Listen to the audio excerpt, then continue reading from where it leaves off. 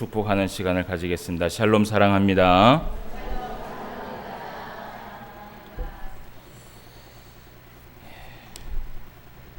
날씨가 많이 덥습니다. 무더운 가운데에서도 하나님께서 우리에게 건강을 베풀어 주셔서 이렇게 더 주의 날 함께 얼굴을 보면서 하나님 앞에 영광을 돌릴 수 있게 해주신 것에 감사를 드립시다. 오늘도 우리가 하나님의 말씀에 은혜를 나누며 또 하나님의 말씀에 또 우리가 결단할 수 있는 귀한 시간이 되기를 원합니다.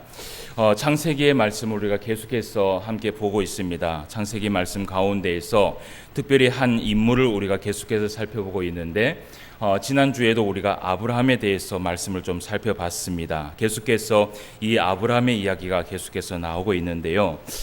이 아브라함의 이 삶의 그 모습을 통하여서 우리가 배울 수 있는 것이 하나님께서 이 아브라함을 통하여서 믿음의 조상으로 우리에게 보여주었다는 것은 무엇이냐 하면 사실은 우리가 하나님 앞에 이렇게 살기를 원한다라는 것이지요. 우리도 이 세상에 살아가면서 믿음을 붙들고 살아갑니다. 이 믿음이 없이는 사실은 우리가 하나님 앞에 아무것도 아님을 우리가 믿습니다. 그런데 그 믿음 안에서 우리가 어떻게 살아가야 할 것인가, 그 지침이 사실은 이 성경 가운데 있다라는 것을 우리가 알 수 있다라는 것입니다. 그래서 우리가 아브라함을 통하여서 계속해서 좀 말씀을 살펴보고자 하는데 믿음의 조상 아브라함, 이 믿음의 조상 아브라함이 하나님 앞에 많은 은혜와 그리고 많은 상급과 많은 복을 하나님 앞에 아낌없이 받아 누렸다라는 것을 우리가 성경을 통해서 보게 됩니다. 그런데 이 아브라함에게 임했던 그 많은 은혜와 상급과 그리고 많은 복이 그냥 그저 하나님의 그 은혜로 사실은 끝났던 것이 아니라는 것이지요. 물론 하나님의 그 일방적인 은혜가 있었기 때문에 아브라함 역시 우리의 믿음의 조상이 될 수 있었다라는 것을 우리는 잘 알고 있습니다. 그러나 이 아브라함이 하나님 앞에 신실하게 그리고 충성된 종으로 살려고 했던 그 믿음이 있었기 때문에 하나님 앞에 또한 많은 상급을 누리면서 살아갔다는 것입니다. 지난주에 우리가 말씀 제목 가운데 성도의 방패와 상급이라는 제목으로 말씀을 함께 나누어 보았습니다. 그래서 하나님께서 아브라함에게 뭐라고 말씀하시느냐 하면 나는 너의 방패다. 그리고 나는 너의 지극히 큰 상급이다 라고 말씀을 하셨어요. 작은 상급이라고 말씀하시지 않았습니다. 지극히 큰 상급이라고 말씀을 하셨어요. 이것은 아브라함에게만 주신 그 말씀뿐만 아니라 오늘날 그 아브라함의 믿음을 붙들고 믿음으로 살아가고 있는 우리들에게 주신 말씀인 줄 믿습니다. 그 상급의 높낮이는 우리가 따질 수는 없지만 항상 하나님은 우리에게 그 상급에 넘치는 상급을 허락하여 주신다라는 것이에요. 그런데 우리가 이제 15장 말씀에서 사실은 그 조금의 그 말씀을 우리가 보고 그 이후의 말씀을 사실은 우리가 좀 살펴보지 못했습니다. 그런데 우리가 좀 살펴볼 것이 무엇이냐면요, 하나님께서 그렇게 아브라함에게 나타나셔서 나는 너의 방패다, 그리고 나는 너의 지극히 큰 상급이다 라고 말씀을 하셨을 때 사실은 아브라함이 하나님 앞에 받고자 했던 정말 간절했던 상급이 있었습니다. 그것은 무엇보다도 아브라함의 그 몸에서 나온 자기의 씨로 낳은 그 상속자, 이 아브라함은 그 상속자가 사실은 필요했어요. 그래서 이 아브라함이 지난주 15장 말씀에서 하나님께서 그런 말씀을 하시고 난 후에 제일 먼저 아브라함이 하는 말이 무엇이냐 하면 나에게 상속자를 좀 주십시오 라고 하나님 앞에 기도하며 나아가는 그 모습을 보게 돼요. 여러분, 아브라함이 75세 때에 하나님 앞에 부름을 받았어요. 그런데 부름을 받았을 때 하나님께서 아브라함에게 뭐라고 말씀하셨냐 하면 내가 너를 통해서 지극히 큰 민족을 이루고 너에게 복을 주고 네가 축복하는 자에게 축복을 하고 내가 저주하는 자에게 내가 저주를 하겠다라고 하나님께서 말씀하셨어요. 그 말은 무엇이냐 하면 하나님께서 아브라함의 상속자를 허락하시고 그 상속자를 통하여서 이 민족을 키워나가시겠다라는 약속이었어요. 그런데 지난주 우리가 15장 말씀에 봤을 때에 아브라함의 나이가 언제였냐 하면 85세가 됐습니다. 10년이 지났어요. 근데 10년이 지났음에도 불구하고 아브라함에게요 상속자가 나타나지 않는 것이에요. 예. 하나님이 75세 때에 분명히 약속을 해주셨는데도 불구하고 85세가 되어도 하나님께서 자기의 그 상속자를 주시지 아니하시니까 아브라함이 사실은 조바심이 났습니다. 여러분 한번 생각을 해봅시다. 우리가 하나님 앞에 기도할 제목이 있어요. 그 기도할 제목이 있는데 그 기도를 우리가 10년 동안 기도를 해본다고 생각을 해보세요. 사실은 그거는 쉬운 일이 아니에요. 그런데 그 10년 동안 우리가 하나님 앞에 소원하는 것이 있고 기도하는 것이 있는데 이루어지지 않았을 때, 그런데 갑자기 하나님께서 나에게 응답을 하시는 것이에요. 나는 너의 방패고 나는 너의 지극히 큰 상급이다 라고 얘기하면 여러분 제일 먼저 무엇을 얘기하겠어요? 내가 정말 필요한 상급을 하나님 앞에 말한다는 것이죠. 그래서 아브라함도요 하나님 앞에 아니나 다를까 나에게 상속자를 좀 주십시오라고 그렇게 이야기를 하지만 85세가 되어서도 그 상속자가 나타나지 않으니까 아브라함의 마음속에 어떤 생각을 하느냐 하면요, 자신이 어릴 적부터 데리고 있었던 하나의 종이 있었어요. 그러니까 이제 그 상속자를 가지지 못하니까, 자신의 그 씨에서 낳는 그 자식을 낳지 못하니까 마음속에 생각하기를, 그렇다면 내가 어릴 적부터 자식처럼 키워온 자신의 종 엘리에셀이라는 종이 있었어요. 이 엘리에셀이 그러면 하나님께서 허락하신 상속자가 아닌가. 그래서 하나님께서 이 엘리에셀을 나의 상속자로 허락해달라고 이야기를 해요. 그게 아브라함의 생각이었어요. 그런데 그 85세가 되어서도 여전히 하나님께서 아브라함에게 말씀하시는 것은 무엇이냐고 얘기하냐면, 엘리에셀은 너의 상속자가 아니야. 엘리에셀은 너의 상속자가 아니고 반드시 너의 몸에서 나온 너의 씨를 통해서 반드시 상속자가 태어날 것이라고 약속을 하여 주신다라는 거예요. 여러분, 그렇게 아브라함이 하나님의 약속의 말씀을 듣고 지난 15장 말씀에 보니까 그것을 믿었어요. 여전히 믿었어요. 하나님의 명령에 따라서 순종함으로, 믿음으로 하나님 앞에 그 순종한 마음을 가지고 하나님 앞에 제사를 드리는 모습이 그 창세기 15장 말씀에 기록이 되어 있어요. 그런데 우리가 이제 16장 말씀을 볼 텐데, 그 16장 말씀을 넘어가기 전에 아브라함에게 나타났던 꿈속의 하나의 계시가 사실은 나타나는 것을 보게 됩니다. 우리가 그 계시적인 꿈속을 꿈을 한번 살펴보고 16장 말씀을 좀 넘어가도록 하겠습니다. 15장 12절에서 16절까지의 말씀을 한번 보도록 하겠습니다. 12절에서 16절까지입니다. 15장 12절입니다.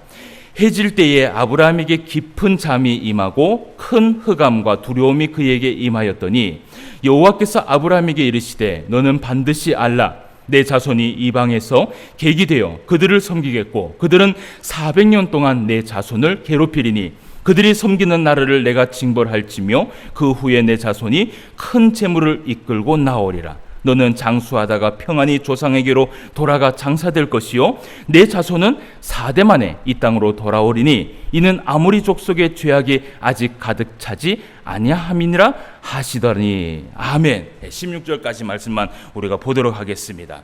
하나님께서 이 아브라함에게 꿈속에 나타나셔서 하나의 계시적인 말씀을 하는 거예요. 근데 이 계시적인 말씀은요, 아브라함의 시대에 일어날 일들의 계시는 아니었어요. 가만히 말씀을 보니까 이 말씀이 무엇이에요?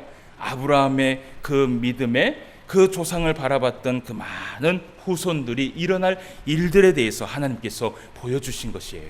그래서 그 애굽 땅에 잡혀가서 400년 동안 애굽 생활을 하게 되는 그 사건에 대해서 이미 하나님께서 계시적인 말씀을 통하여서 이야기하는 것을 우리가 보게 됩니다. 여러분, 성경은 그래요. 성경은요, 없는 것을 만드는 것이 성경이 아니에요. 사실은요, 이 성경은 창세기부터 요한계시록까지 하나님의 그 모든 말씀이 예언이 되었고 그 예언이 성취가 된 것이 바로 하나님의 말씀이에요. 많은 사람들이 이야기를 해요. 이 하나님의 말씀은 그냥 어디 한 군데에서 딱 떨어진 하나님의 말씀이 아니라고 이야기하지만, 그 말씀이 아니냐고 얘기하지만 여러분, 절대 그렇지 않아요. 하나님의 말씀은요, 항상 선지자를 통하여서 예언을 하셨고 꿈을 통하여서 계시를 하셨고 그것을 하나님께서 항상 약속을 지키시는 것을 여러분 우리가 보게 돼요. 여러분, 오늘날 우리가 왜 하나님의 그 약속의 말씀을 붙들고 살아가야 되느냐 하면요, 앞으로도 하나님의 말씀이 성취될 말씀들이 수두룩하게 있다라는 것이에요. 그런데 그 말씀을 믿지 못하고 믿음 안에서 살지 못하는 사람들이 있다라는 것입니다. 사랑하는 성도 여러분, 하나님의 말씀은 반드시 이루어질 줄 믿습니다. 그것은 모든 것이 성취가 되는 언약의 말씀이에요. 우리가 정말 이 믿음을 가지고 언약의 말씀을 붙들고 살아간다면요, 오늘 하나님께서 아브라함에게 주셨던 그 은혜와 복과 상급이 임했던 것처럼 우리에게 반드시 그 은혜와 복과 상급이 임할 줄 믿습니다. 이 상급을 바라보면서 살아갈 수 있는 저와 여러분 되시기를 주님의 이름으로 축원함을 드립니다. 그리고 이제 우리가 16장의 말씀을 좀 이제 넘어가서 말씀을 좀 보도록 하겠습니다. 이러한 사건이 있고 난 후에요. 이 사건이 있고 난 후에 16장 말씀의 시작이 되는데, 오늘 우리가 이제 본문 말씀을 사실은 1절부터 6절까지 살펴봤습니다. 그런데 3절 말씀에 보니까 뭐라고 이야기하냐면, 이 아브라함이 가나안 땅에 거주한 지 10년 후였다라고 얘기를 해요. 그런 거 보니까 이 말씀은 15장의 말씀과 시기적으로 사실은 같은 시기라는 것을 우리가 알 수 있다는 것이죠. 제가 이렇게 이야기하는 이유는 무엇이냐 하면요, 우리가 가끔씩 성경을 볼 때는요, 한 장의 차이지만 그 안에 수백 년의 사건이 있었던 사건도 있었어요. 그런데 어쨌든 우리가 15장의 말씀과 16장의 말씀은 같은 시기적인 그러한 시기의 말씀이라는 것을 우리가 볼 수 있다는 것입니다.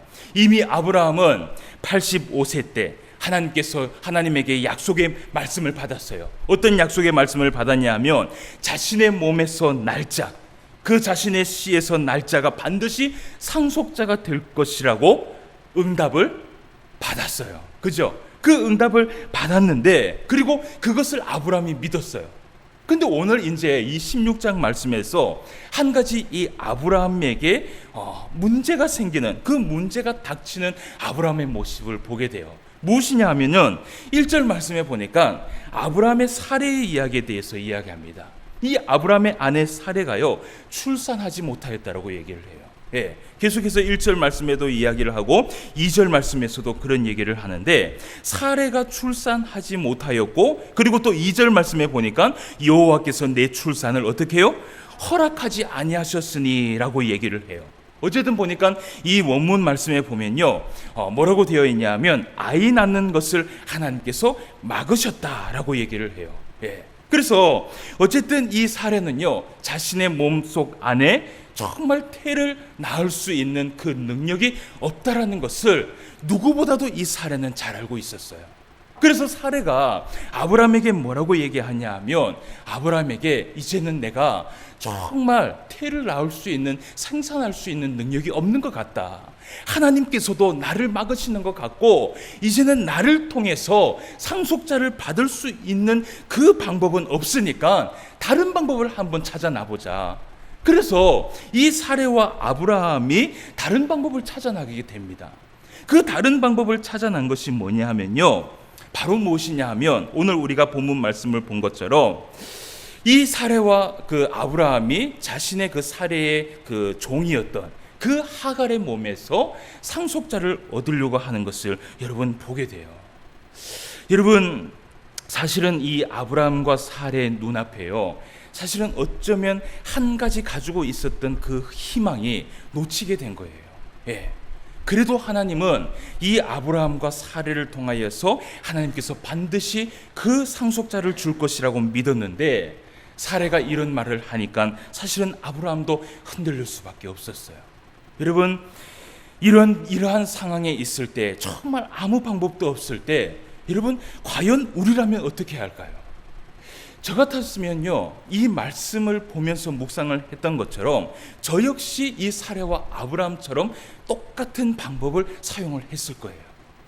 그랬을 것 같아요. 사실은 하나님은요, 분명히 아브라함의 씨를 통해서 상속자를 내신다고 말씀을 하셨지만, 우리가 앞전의 말씀을 보면요, 하나님께서요, 사례를 통해서 하나님이 상속자를 낸다라고 말씀은 하시지 않았어요. 예.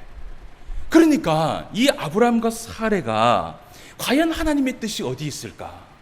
그러면 우리가 이 방법을 찾아내야 되지 않을까? 분명히 나의 씨를 통하여서 하나님께서 상속자를 낸다라고 이야기를 하셨는데, 사례는 이제 아이를 낳을 수 있는 능력이 없다라고 얘기를 하는 거예요. 여러분, 우리가 신앙생활을 하면서요, 이러한 일들이 닥칠 때가 있어요. 예.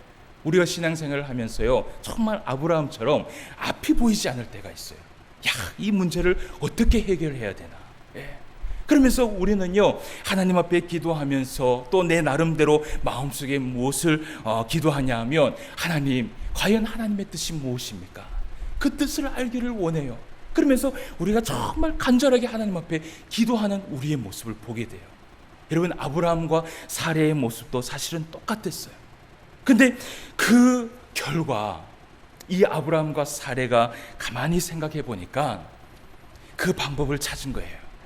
하나님께서 아브라함의 씨를 통해서 상속자를 낸다라고 말씀을 했지, 사례를 통해서 이 상속자를 낸다라고 말씀을 하지 않았지. 그래서 이 아브라함과 사례가 사실은 많은 대화를 나눴을 거라고 생각을 해요. 예. 그래서 이 아브라함과 사례가 나름대로의 자기들의 방법을 찾아내게 된 것이 무엇이냐 하면, 우리가 본문 말씀에도 본 것처럼 사례의 여종이었던 하갈을 통해서 상속자를 얻어야 되겠다라고 결심을 하게 돼요. 예. 그래서 그 방법을 찾고 그 방법대로 아브라함과 사례는 어떻게 해요? 실천을 하게 됩니다. 그래서 아브라함은요, 사례의 말을 잘 들었어요. 예. 많은 사람들이 얘기를 해요. 여자의 말을 잘 들어야 된다라고 얘기를 해요. 예. 그래서 저도 살면서 여자의 말을 잘 들으려고 해요. 오늘 아브라함이 이 사례의 말을 듣고 바로 순종하는 모습을 보게 돼요. 그런데 여러분, 오늘 이 말씀을 우리가 살펴봐야 돼요. 그의 여종이었던 하갈에게로 아브라함이 들어갑니다. 그리고 동침을 하게 돼요. 그리고 이 하갈이 임신을 하여서 결국은요, 아브라함과 사례가 자신들이 원했던 그 방법대로 순조롭게 이루어지는 것을 보게 돼요. 여러분, 그렇게 사례가 하나님 앞에 아기를 가지기를 원했지만 가지지 못했어요. 그런데 이 아브라함이요, 그 하갈과 하룻밤의 동침을 통하여서 여러분 아기를 가진 거예요. 여러분, 우리가 한번 생각을 해봅시다. 이럴 경우에 우리가 뭐라고 얘기해요? 이야, 하나님의 뜻이 여기 있었구나 라고 우리가 생각할 수 있다는 거예요. 그래서 아브라함과 사례는요, 이것이 바로 하나님께서 주신 하나님의 뜻이었다라는 것을 알았어요. 그렇게 순조롭게 이루어지는 것을 보고 오히려 이 아브라함과 사례는 하나님 앞에 감사했을 거예요. 그런데 시간이 흐르고 난 후 이들이 깨달은 것이 있어요.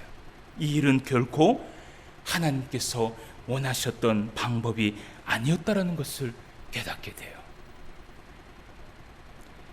여러분, 사실 오늘 아브라함과 사례가 선택한 이 방법은요, 완전히 잘못된 방법을 선택하여서, 그리고 어떤 누군가에게 반드시 질책을 받아야만 했던 그러한 경우라고 말할 수 없어요.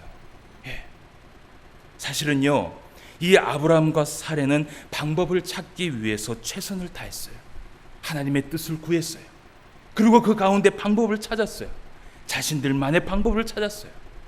그리고 이 아브라함과 사례의 방법은요, 이 시대에는 사실은 질책받을 만한 그러한 사건도 아니었어요. 그런데 오늘 이 사건은요, 결론을 이야기하면 아브라함과 사례의 방법은 하나님께서 뜻하신 방법이 아니었다라는 거예요. 아니었다라는 거예요.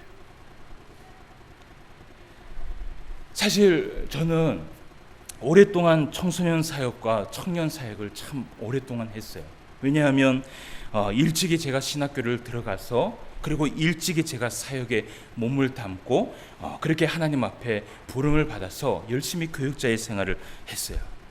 그런데 사실은 이 오랫동안 이렇게 교육자의 생활을 하다 보니까 부족한 종을 통하여서 사실은 신앙의 교육을 받은 청년들과 청소년들이 참 많이 있어요. 근데 제가 이렇게 그 교육자의 생활을 하면서 가장 기억에 남는 것들이 좀 많이 있어요. 물론 제가 이 교육전도사로 신포한 교회에 와서 그때 있었던 우리 아이들이 지금은 이제 청년이 돼서 이제 가만히 보니까 다 결혼을 한다 그래요. 그러니까 또 마음에 감동이 와요.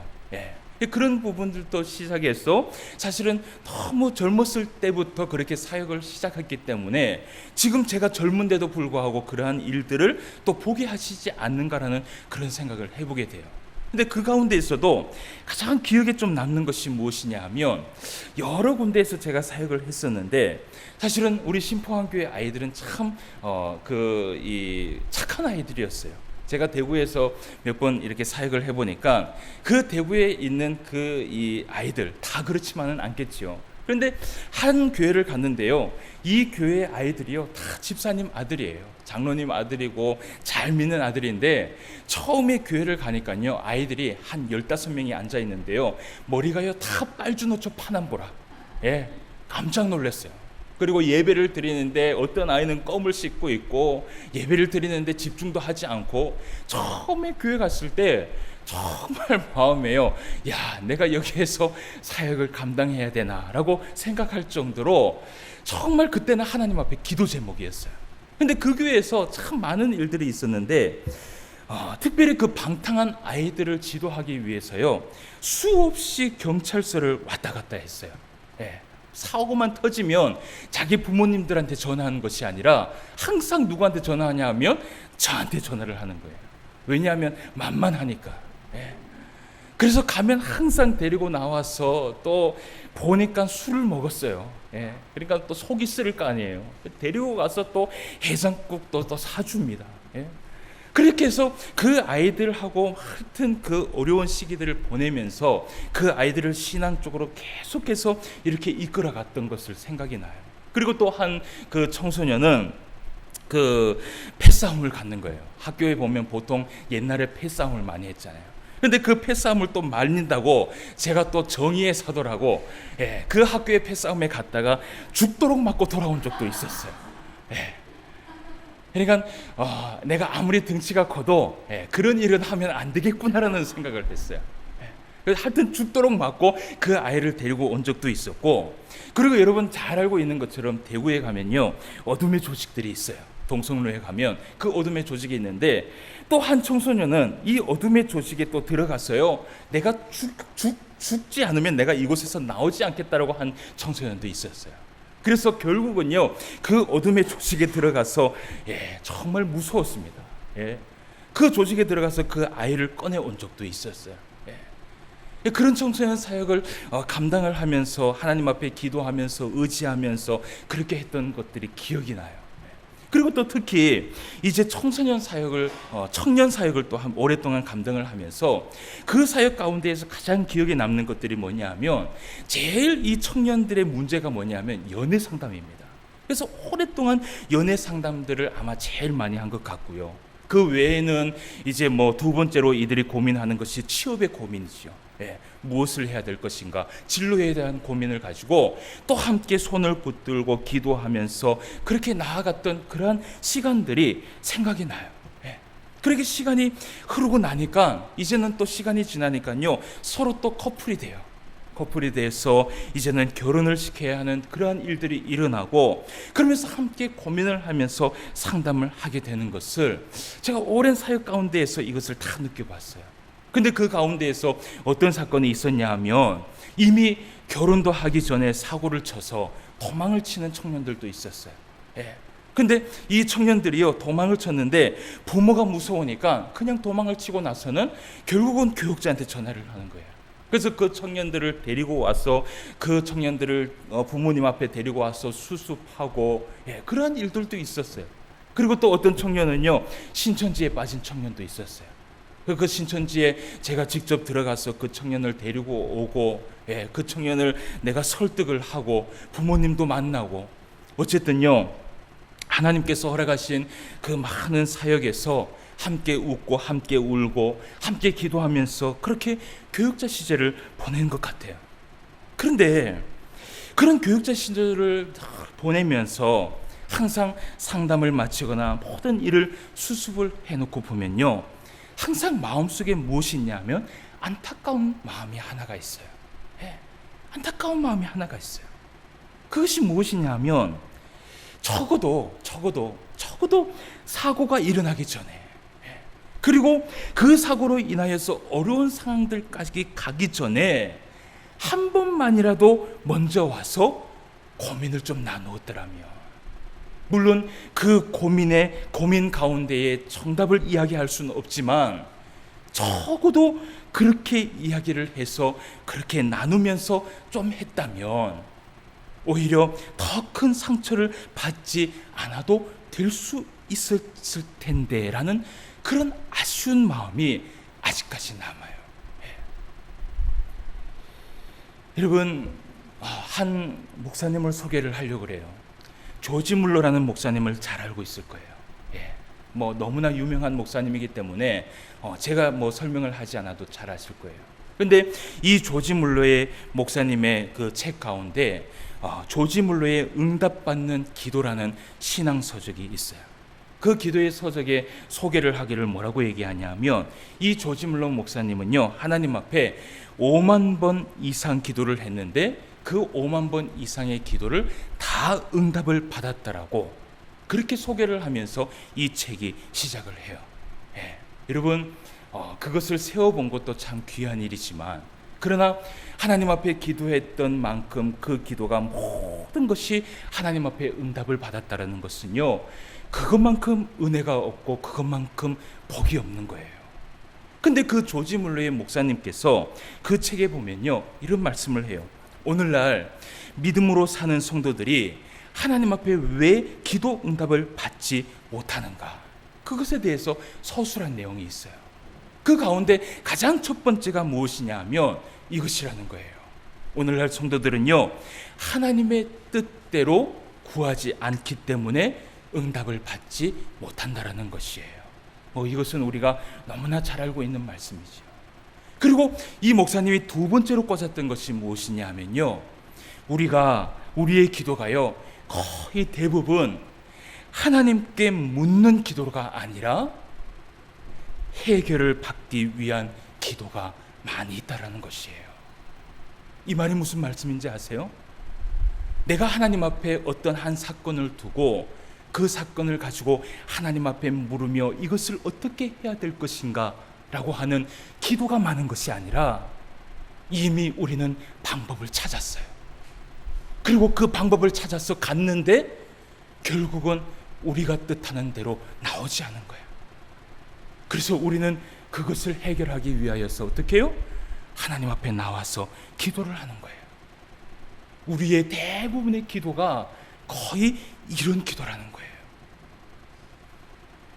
조지 물러 목사님께서 책을 서술하면서요, 이런 말을 했어요. 제가 그 말 가운데 정말 마음에 와닿는 것이 있어서 제가 소개를 한번 시켜주려고 그래요. 사실은 이것이 한국에 있는 번역된 책에는 사실은 이러한 내용이 사실은 조금 다르게 나왔어요. 근데 제가 이렇게 조지 물러의 응답받는 기도라는 이 책을 원서로 읽을 수 있었던 것이, 신학교에 가면 그 원서의 책을 읽고 그리고 레포트를 내는 경우가 많이 있어요. 그래서 제가 이 원서를 제가 읽으면서 참 은혜를 많이 받았던 그 문구가 있는데, 그걸 제가 좀 한번 읽어드리도록 하겠습니다. 조지 물러 목사님께서 이런 얘기를 했어요. 내가 능력 있는 기도를 하기 때문에 응답을 받는 것이 아니다. 내가 응답을 받는 이유는 오늘도 능력이 있는 하나님의 보좌에 들어가 그곳에 그저 앉는 것이다. 그리고 오늘도 나는 묻는다. 이것이 하나님의 방법이 맞는지. 그리고 나는 조용히 귀를 기울인다. 그 문구를 제가 가지고 나왔어요. 이것이 조지 물러 목사님의 고백이에요. 그 조지 물러의 목사님의 그 기도를 보면요, 무엇인가 대단하고 요란한 방법이 있는 것 같아 보이진 않아요. 그런데 그 조지 물러 목사님의 그 기도에 보면요, 늘 변함없이 하나님의 보좌를 떠나지 않고 그 보좌에 앉아서 깊은 묵상을 하는 그 목사님의 모습을 보게 돼요. 그러면서 그 조지물러 목사님이 하는 일이 뭐냐 하면, 기도 가운데 하는 일이 뭐냐 하면 하나님의 방법을 묻는 거예요. 그 하나님의 방법을 묻고 조용히 묵상하면서 하나님의 그 음성에 귀를 기울이는 거예요. 사랑하는 성도 여러분, 조지물러 목사님이 5만 번 이상 기도의 응답을 받을 수 있었던 능력이 바로 여기에 있었다고 생각을 해요. 오늘 아브라함의 완전하지 못했던 믿음이라고 제가 제목을 적어봤어요. 이 아브라함의 완전하지 못했던 또 하나의 믿음, 자신의 방법을 찾으려고 하고 자신의 계획대로 무엇인가 하려고 했을 때 오히려 그것을 통하여서 여러 사람을 고통스럽게 하는 결과를 가져오게 되는 것을 보게 돼요. 아브라함이 자신의 모든 방법을 내려놓고 자신의 모든 계획을 내려놓고 한 번만이라도 하나님의 존전에 들어와서 조용히 물으며 하나님의 뜻에 귀를 기울였다면, 생각을 해보는 것이에요. 그랬다면, 그리고 하나님의 방법대로 하나님의 때를 기다리며 이 아브라함이 나아갔었더라면 오히려 더 선한 모습의 결과가 있었지 않았을까라는 생각을 해보게 된다는 것입니다. 잠언 16장 9절 말씀에 이런 말씀을 하고 있어요. 사람이 마음으로 자기의 길을 계획할지라도 그의 걸음을 인도하시는 이는 여호와이시니라. 아멘. 여러분, 이 말씀의 의미가 무엇인지 아십니까? 이 말씀은요, 어차피 우리를 인도하는 분은 하나님이시니까 내가 내 계획대로 내가 아무렇게나 살아도 된다라는 그 말씀이 아니에요. 이 말씀은요, 우리의 계획을 내려놓고 우리의 방법을 내려놓고 정말 우리를 잘 알고 계시는 그 하나님을 의지하며 그 하나님의 인도를 따라가라고 말씀을 하고 있는 말씀이에요. 그래서 잠언 16장 3절 말씀에 이런 말씀을 하고 있어요. 너의 행사를 여호와께 맡겨라. 그리하면 내가 경영하는 것이 이루어지리라. 사랑하는 성도 여러분, 우리의 신앙이 조금 더 성숙된 믿음의 신앙이 되기를 바라요. 이제 우리가 다음 주에는요 17장의 말씀을 통해서 말씀의 은혜를 받을 텐데, 17장 1절 말씀에 보면 하나님께서 아브라함에게 뭐라고 말씀을 하시냐 하면 이런 말씀을 해요. 나는 전능한 하나님이라. 너는 내 앞에서 행하여 완전하라 라고 이야기를 하세요. 여러분, 이 말씀은 과연 무엇일까요? 나는 전능하신 하나님이다. 그 능력은 나에게 있는 것이 아니라 하나님에게 있다라는 것이에요. 행하여 완전하라는 것은 완전히 하나님 앞에 모든 것을 맡기라는 것이에요. 지금도 내 방법과 내 계획을 찾아 나서면서 혹은 그 방법이 잘못되어서 하나님 앞에 그것을 해결해 달라고 기도하는 나의 모습은 없는지 오늘 이 말씀을 통해서 생각을 해봤으면 좋겠어요. 우리가 할 수 있는 것은 무엇이냐?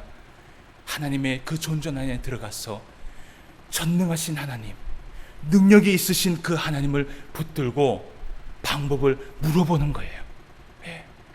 그리고 그 하나님의 음성에 귀를 기울이면서 우리가 순종하며 살아간다면 우리가 좀 더 하나님 앞에 은혜와 은총을 받으며 살아가는 삶이 되지 않을까라는 생각을 해보게 됩니다. 이번 한 주간도 하나님의 보좌에 들어가시는 성도님들이 되시길 바랍니다.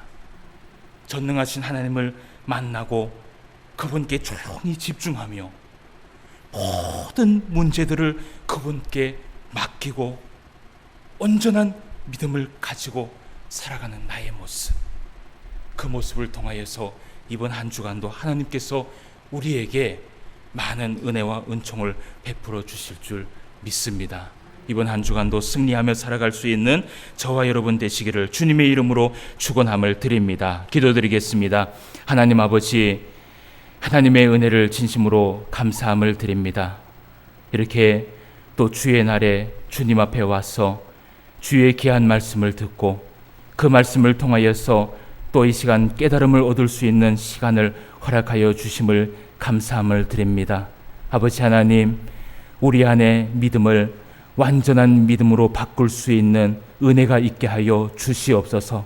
전능하신 하나님을 믿고 모든 것을 맡기며 그분의 계획대로 그분의 방법대로 우리가 살아갈 수 있도록 인도하여 주시옵시고, 오늘도 하나님의 그 보좌 안에 들어가서 하나님의 음성을 들으며 그 방법대로 살아가며 순종하며 나아갈 수 있는 우리의 삶이 될 수 있도록 인도하여 주시옵소서.